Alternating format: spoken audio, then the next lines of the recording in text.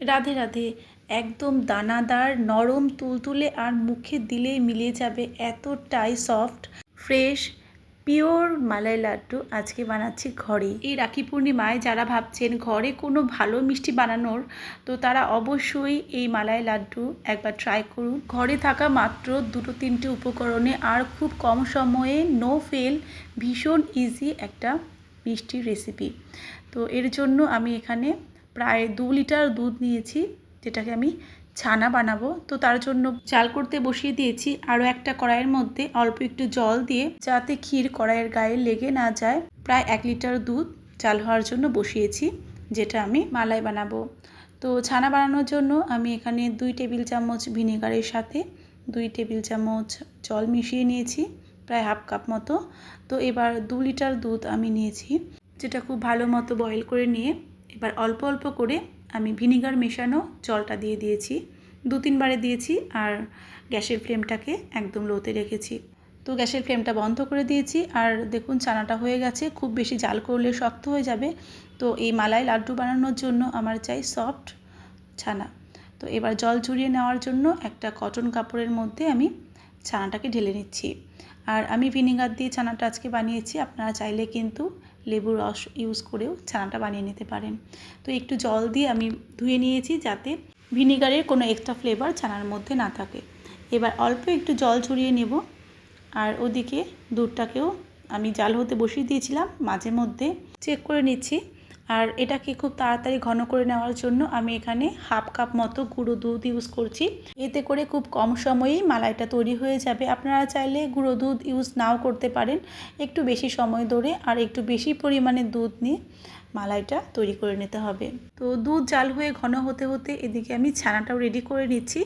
হাতের সাহায্যে একটু ভালো করে মেখে নিচ্ছি। একটু নরম করে মেখে নেওয়ার পরে এর মধ্যে আমি অ্যাড করছি আমার ফ্রিজে স্টোর করা ফ্রেশ মালাই, দুধের সর, যেটা আমি ঘরে জমাই।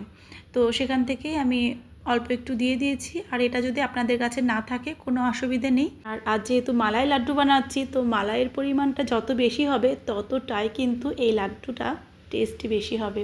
তো 1 লিটার দুধ আমি খুব ভালো করে জাল করে নিয়ে অর্ধেকেরও কম, প্রায় ওই 250 গ্রাম মতো করে নেব। সাইডে কড়াইয়ের গায়ে লেগে থাকা মালাইগুলোকেও আমি নামিয়ে নিচ্ছি, যাতে একটুও নষ্ট না হয় আর খুব ঘন সুন্দর একটা মালাই তৈরি হয়। তো দেখুন দুধটা কিন্তু খুব সুন্দর ঘন হয়ে মালাই তৈরি হয়ে গেছে। তো ঠিক এইরকম পর্যায়ে এলে এর মধ্যে অ্যাড করব ছানা। মেখে রাখা ছানাটা এবার অ্যাড করে নিচ্ছি। এবার খুব ভালো করে এটাকে মিশিয়ে মিশিয়ে একটু খুন্তির সাহায্যে চেপে চেপে মিক্সড করতে থাকবো আর এর সাথে উপকরণগুলোকে মেলাতে থাকবো।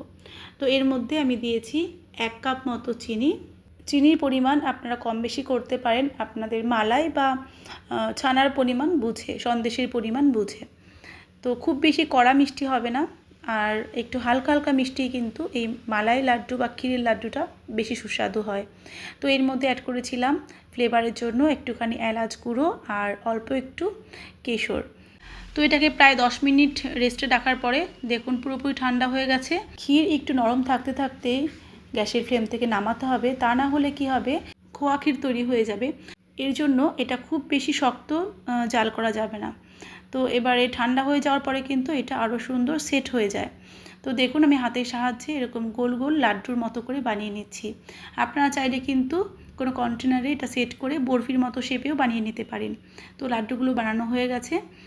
আর খুব ইজি ঘরোয়া উপকরণ, শুধু দুধ দিয়ে কিন্তু তৈরি হয়। যদিও আমি এখানে পাউডার মিল্ক ইউজ করেছি অল্প পরিমাণে, দুধটাকে খুব তাড়াতাড়ি জাল করে মালাই তৈরি করে নেওয়ার জন্য। এবারে এই মালাই লাড্ডুগুলোকে ডেকোরেশন করেছি দুধে ভেজানো কেশর কালারের সাথে একটু পেস্তা ছড়িয়ে। তো একটা ভেঙে দেখাচ্ছি এটা কতটা সফট আর ভেতর থেকে নরম দানাদার হয়েছে, দেখে নিশ্চয়ই বুঝতে পারছেন। তো এই মালাই লাড্ডু রেসিপিটা আপনাদের কেমন লাগলো, আর স্পেশাল মেল্ট ইন মাউথ এই সন্দেশটা এবারে রাখি পূর্ণিমায় কে কে বানাচ্ছেন আমাকে কমেন্টসে জানাবেন।